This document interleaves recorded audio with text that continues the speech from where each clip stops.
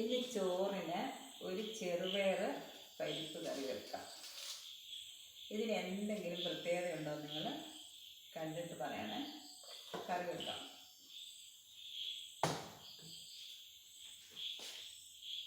ഇന്നൊരു സ്പെഷ്യൽ ചെറുപയർ പരിപ്പ് കറി ഉണ്ടാക്കാം. അതിനായി ചെറുപയർ വറുത്തെടുക്കാം.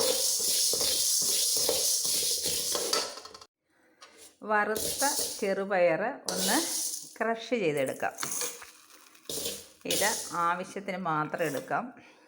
അത് ക്രഷ് ചെയ്ത് കൊണ്ടുവരാം.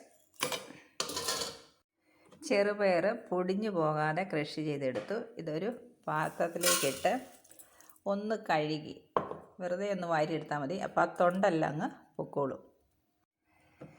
ചെറുപയറിൻ്റെ തൊണ്ടൊക്കെ വെള്ളത്തിൽ പൊങ്ങി കിടപ്പുണ്ട്. ഇത് ഊറ്റിക്കളഞ്ഞ് വേവിച്ചെടുക്കാം.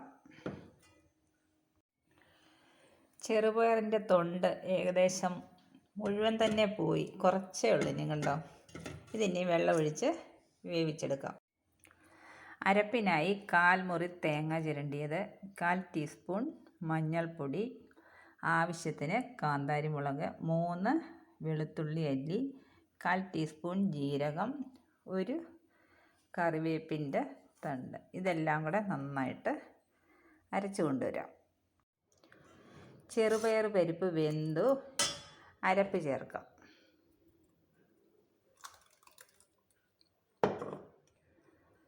ആവശ്യത്തിന് ഉപ്പിടാം. എല്ലാം ചേർത്തൊന്ന് യോജിപ്പിക്കാം. ചെറുപയർ പരിപ്പ് കറിയുടെ അരപ്പൊക്കെ ചേർത്ത് തിള വന്നു. ഇനി കടുക് താളിച്ചൊഴിക്കാം.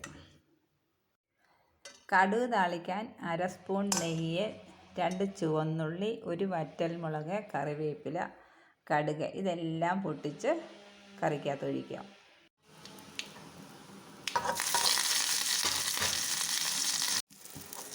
നെയ്ക്കകത്ത് ഉള്ളി, മുളക്, കറിവേപ്പില എല്ലാം മൂത്ത് കറിക്കകത്തേക്ക് കോരി ഒഴിക്കാം.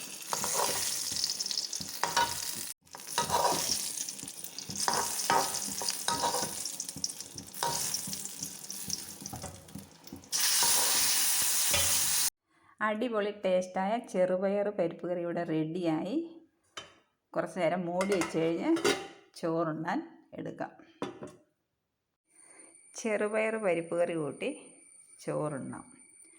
പരിപ്പ് കറി എടുത്ത് ചോറിലേക്ക് ഒഴിച്ചു.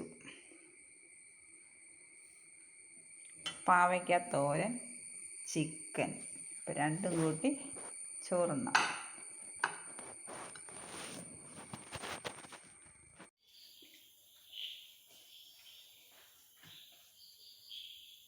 ചോറൂണെൻ്റെ കഴിയാറായി.